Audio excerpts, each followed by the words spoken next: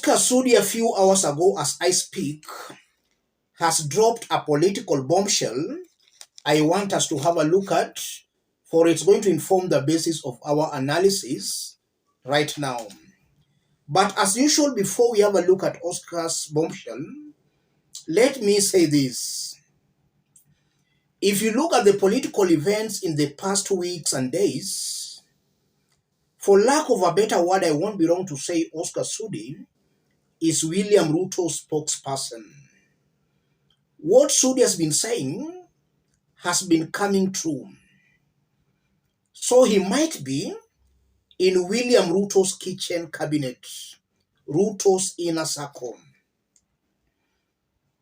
That's something coming out very, very clearly. We remember Oscar Sudi said maximum 2 weeks. And if you look at events as they unfold, they are all pointing towards Oscar Sudi's 2 weeks. And when he said maximum 2 weeks, some Kenyans were doubting. Some were even saying, oh, Rigathi can't be impeached.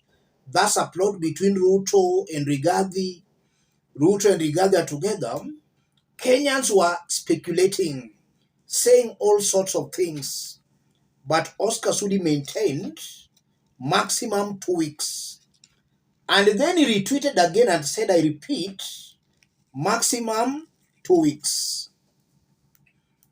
And we are seeing interesting things happening. A few hours ago, Oscar Sudi, taking to his social media accounts, shared out this post.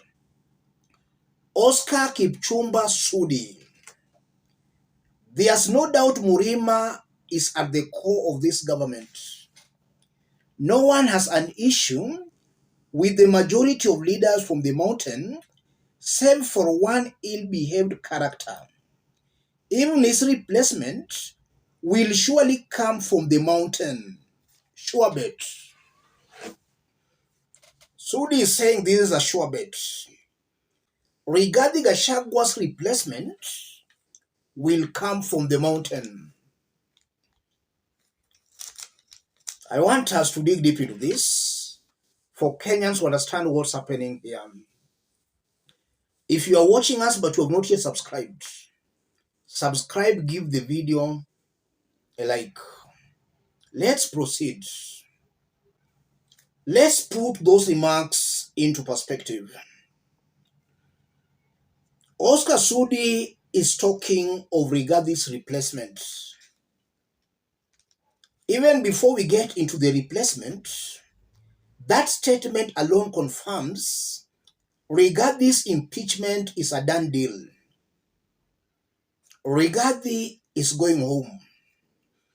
Ruto and his team laid out an elaborate strategy, a strategy that might also be involving the courts. So it's a well laid out strategy. The courts are part of this, the Senate part of this, the National Assembly part of this. All those arms of government are well aware of what is happening.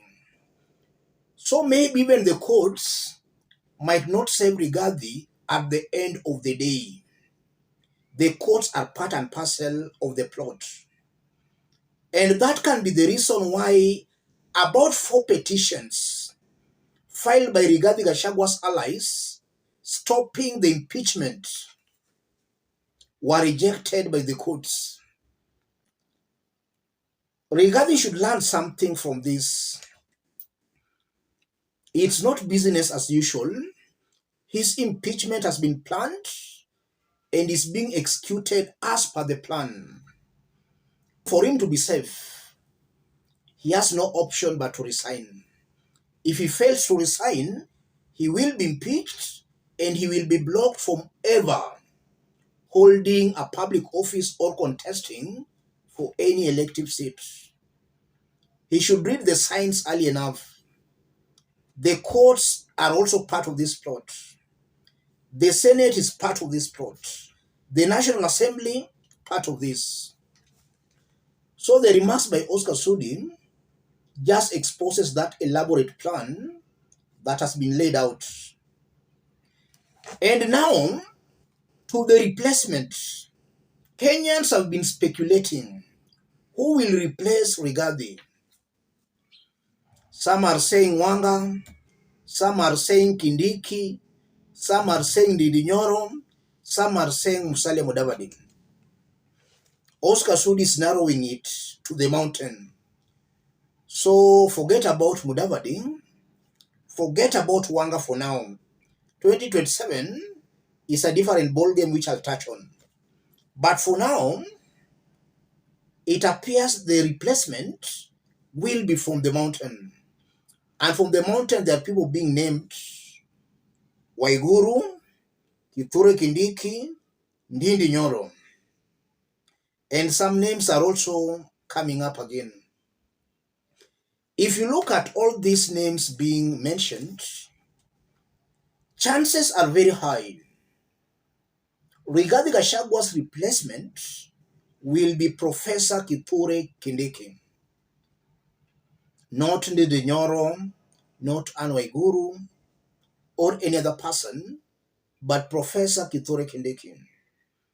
William Ruto has already looked at 2027 and he has looked at the mountain vote. Ruto just wants a section of the mountain. He's not interested in the entire mountain. And by going for Kithure Kindiki, Ruto knows he can walk away with Mount Kenya East. That's a sure bet. If he goes with Kindiki, he'll most definitely walk away with Mount Kenya East vote. In the event he appoints Ndindi Nyoro or even Anne Waiguru, these two are coming from Mount Kenya West. If he appoints any of them, and with an impeached Rigathi Gachagua, it will not be guaranteed that Ruto will get Mount Kenya West. It can turn out to be the Karua kind of a thing. We saw Raila appointed Martha Karua, but even in Martha Karua's Kirinyaga County, Raila failed miserably in Karua's home county. Karua was Raila's running mate. So William Ruto might have already looked into that, so he does not want to repeat that mistake Raila made. Mount Kenya West can be very slippery. Appointing Ndindi Nyoro or Anne Waiguru with now an impeached Rigathi Gachagua cannot assure Ruto of Mount Kenya West. But appointing Kithure Kindiki can assure William Ruto of Mount Kenya East. And Mount Kenya East has over 1 million votes. If Ruto can get 1 million votes from the mountain, I think William Ruto will be happy. I'm seeing that as his strategy on the mountain. So he might not pick somebody from Mount Kenya West. And now, 2027 will be a different ball game. Because with an impeached Rigathi Gachagua, the mountain vote will clearly be divided. And William Ruto has to maintain two strong blocks in 2027 to win a re-election. I know come 2027, one sure block that will rally behind Ruto is the Kalenjin block. So that block will rally behind Ruto. The Mount Kenya block per se is not guaranteed. So William Ruto needs a new block. And that's how Raila Odinga comes in. If he can get a majority votes from Raila Odinga's traditional strongholds, William Ruto will have created a second strong block. And that second strong block will easily replace the Mount Kenya votes Rigathi Gachagua might walk away with. So the running mate come 2027 might not be the running mate Ruto is going to appoint after Rigathi Gachagua will have been impeached. And that running mate will be somebody who will not cause chaos in 2027. He'll be somebody who will easily relinquish that post to accommodate Oda's alliance partners come 2027. Because in 2027, it's almost certain we'll be having Oda and then maybe we'll be having ODM. So we'll be having those two strong parties. If one produces the president, obviously the other will produce the deputy president. So a new deputy president going to be picked after Rigathi's impeachment will be somebody who is not very much ambitious, somebody who will not cause chaos or trouble come 2027. He'll relinquish that post very peacefully, respectfully, and very diligently to the other partners who will be teaming up with them. I think I'm very clear on that. So the main points are Rigathi's replacement will come from the mountain.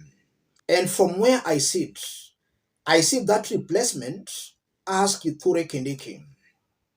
The second point, the new deputy president who will replace Rigathi Gachagua will be someone who will easily pave way for a new deputy president from the opposition. That's what I'm seeing here, ladies and gentlemen. If you are watching us but you have not yet subscribed, subscribe, give the video a like. Anybody watching us outside Kenya, drop a comment, let us know from which part of the globe you are watching us from. If possible, subscribe, give the video a like. Thank you. God bless you. God bless Kenya.